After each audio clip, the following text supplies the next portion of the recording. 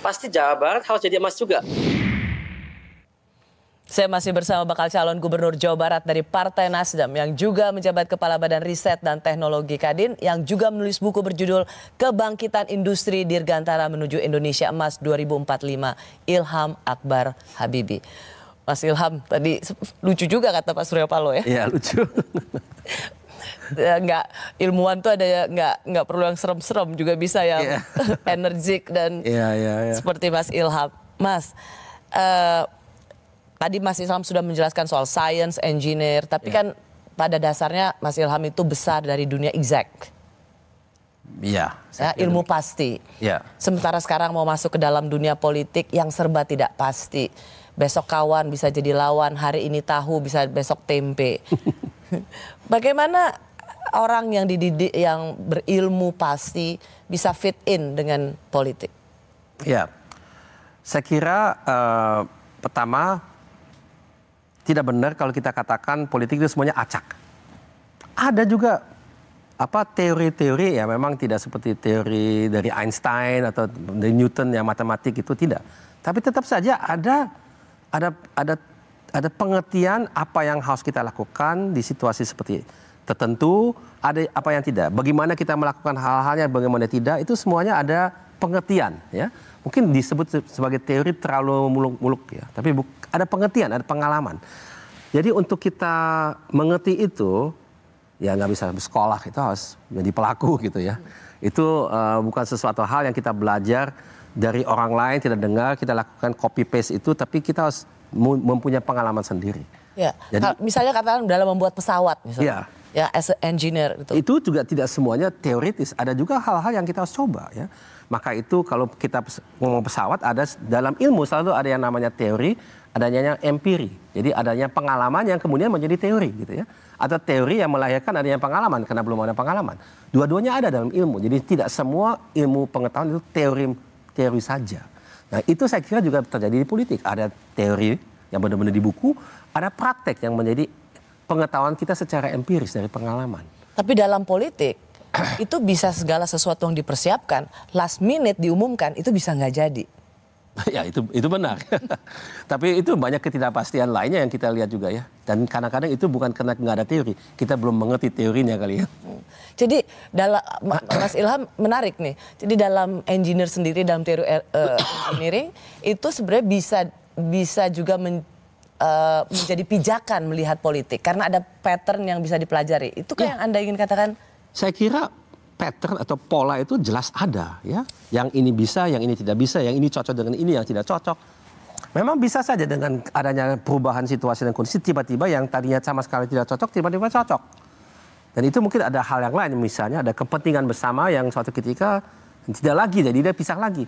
Nah ini memang dinamika seperti itu ada di dunia politik. Gitu. Mas Ilham siap tapi? Saya kira saya nggak bisa nggak siap, harus siap. Udah dijeburin ke dalam kolam. Kalau saya tidak renang, saya tenggelam. Jadi saya renang, ya mungkin belum jadi juara karena masih baru belajar, tapi saya harus renang, gitu ya. Anak tokoh bangsa, kita tahu ada keponakan Ibu Mega, wakil gubernur di Jawa Timur dulu. Berpasangan Mbak Putih ya. Itu waktu itu juga belum bisa menang dalam kompetisi. Lalu ada Mas Agus juga di Pilkada DKI Jakarta. Ini kan menunjukkan bahwa nggak gampang menjadi kepala daerah, apalagi untuk Jawa Barat gitu. Makanya banyak juga ini sebenarnya statement orang yang tidak melulu ingin mencibir Mas Ilham, tapi justru merasa sayang banget. Karena khawatir tawaran ini adalah jebakan Batman untuk seorang Mas Ilham Habibie. Iya, saya kira dalam hal perencanaan gimana kita melakukan ini kan kalau kita ikut serta dalam satu kontestasi, tentunya kita mau menang, ya kan? Bagaimana kita menang itu kan ada berbagai hal yang harus kita perhatikan. Jadi pertama, interaksi dengan masyarakat itu penting sekali. Kita harus ketemu dengan tokoh-tokoh tentu. Kita media seperti sekarang ya, bisa media yang formal atau yang sosmed. Kemudian juga kita juga harus datang dengan program yang dipercaya gitu. Dan program yang kita yang dipercaya itu mesti ada fondasinya bahwasanya itu memang sesuai dengan apa yang saya itu mengerti pengalaman saya. Dan buat saya Jabar itu memang harus kita ciptakan banyak lapangan pekerjaan yang memang datang dari menurut saya industri. Ya. Karena disitulah lapangan pekerjaan yang diharapkan dengan adanya nilai tambah yang besar yang bisa mendatangkan satu remunerasi yang mencukupi dan sebagainya, dan itu harus di industri, dan Jabar tidak mulai dari nol. Sudah ada, harus kita perkuat, dan itu ada berbagai macam cara yang mungkin tidak perlu saya jabarkan di sini, tapi ada strategi, ada caranya bagaimana kita harus lakukan hal itu dengan baik dan benar. Disitulah seorang Ilham Habibie merasa terpanggil. Betul sekali. Hanya begini, Jawa Barat itu kompleks sekali. Betul. Ya, kantong suaranya luar biasa, diperebutkan dalam setiap pilpres. Iya, betul. Dan ada fenomena begini Mas Ilham, bahwa sekarang yang menjadi kepala daerah di Jawa Barat itu ada semacam harus ada artisnya gitu. Iya. Kalau kita lihat dulu Gubernur Jawa Barat, wakilnya artis, dimulai dengan Dede Yusuf dan kemudian Deddy Miswar. Jadi tapi yang berikutnya tidak kan? I know, ini mencoba lihat, namanya kan pola, ya. Jadi selalu ngambil artis gitu. Nah, nanti kalau Mas Ilham maju nih, yang artisnya Mas Ilham atau pasangan Anda? Good point. Tapi kalau kita bicara secara ini, saya bukan artis ya. Profesi saya bukan artis. Bisa main piano lah. Saya bisa main piano, saya bisa nyanyi, oke. Tapi itu bukan artis. Artis dia memang cari nafkahnya dari itu. Saya tidak, itu buat saya hiburan gitu ya. Tapi apa nanti pendamping saya menjadi artis, I don't know. Ya, itu tergantung dengan. Tapi itu salah satu loh yang ya, selalu dikatakan oleh pengamat politik dan ada pola seperti itu. Benar, ada yang menyampaikan hal itu kepada saya. Tentu kita harus menimbang, melihat apakah nanti kan ada survei, polling dan sebagainya, itu bisa menang nggak gitu ya. Itu yang penting gitu ya. Dan juga bisa diterima oleh partai-partai lainnya. Karena Nasdem, Mbak Rosi tahu kan, tidak bisa sendiri, ini harus berkoalisi dengan yang lain. Nah, ini dalam koalisi ini harus dibentuk satu opini, bagaimana dengan pasangannya, siapa pasangan yang bisa di-accept oleh partai-partai itu, kemudian juga diterima oleh masyarakat. Itu.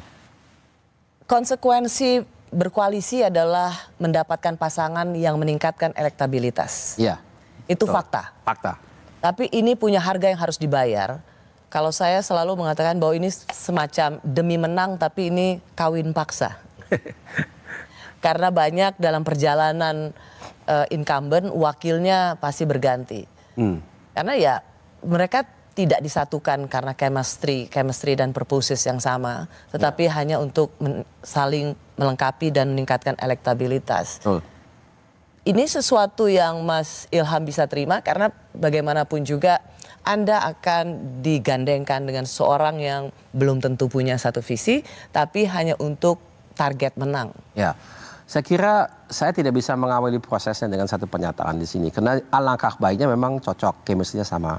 Bisa saja di awal itu ternyata tidak sama. Karena memang latar belakangnya berbeda dan juga mungkin apa yang ditugasi oleh partainya atau orang-orang yang mengusung dia itu berbeda dengan saya punya keyakinan gitu. Tapi saya kira itu tidak berarti itu menjadi buntu. Karena ini adalah skill yang kita semuanya harus miliki, termasuk saya, untuk bicara secara terbuka dengan yang bersangkutan. Ini gimana? Kita punya satu tujuan bersama. Oke, kita punya pendapatnya berbeda, tapi kita tetap saja satu tim. Ya. Jadi apa yang kita harus buat untuk bisa sukses bersama? Karena kalau kita sukses bersama, dua-duanya dapat manfaatnya kan? Kita punya track record yang bagus. Kita punya tujuan ini Jabar harus menjadi cantik, harus jadi emas. Tadi kan saya sudah bilang di videonya. Ujung tombak. Jadi ujung tombak apa? Dia duluan kan? Jadi kalau Indonesia jadi emas, Jabar harus jadi emas duluan. Iya Mas Ilham, itu memang indah kata-katanya. Tapi dalam prakteknya kalau kita lihat, let's see. Sering sekali dalam politik itu justru antara misalnya wakil dan gubernurnya atau presiden dan wakilnya itu selalu kita lihat ada yang seperti pada itu, ada juga yang tengah jalan mengalami ketidakcocokan. Ya, betul, saya harus akui itu ada, tapi tidak berarti semuanya seperti itu kan. Ada juga yang sukses. Saya kira itu tergantung dengan karakter masing-masing. Seberapa besar seorang Ilham Habibie dimintai pandangannya untuk ikut menentukan pasangannya? Nah, ini kita belum di ujung situ. Karena kita masih belum punya komitmen yang firm dari partai pendukung lainnya, koalisi lainnya. Belum, tapi sudah menuju ke satu partai atau beberapa partai, tapi satu udah sangat serius. Bisa disebutkan di sini? Bisa, itu PKS. Tapi memang belum ada keputusan final gitu ya. Jadi, siapa dan Mas Ilham ini udah pasti calon gubernurnya atau masih bisa diutak-atik? Nah, itu juga terus terang belum difinalkan. Tentu ada keinginan, tapi di lain pihak juga ada negosiasi yang masih harus dijalankan. Mas Ilham siap hanya sebagai wakil gubernur? Secara prinsip, kalau memang itu yang diperlukan untuk menang, saya siap. Nggak kecewa? Tidak. Ego harus di nomor 2-kan. Yang penting kita mendatangkan yang terbaik buat Jabar. Tak sedikit yang menilai politik dan demokrasi itu mahal dan melelahkan. Seberapa siap seorang Ilham Habibie? Kami kembali sesaat lagi.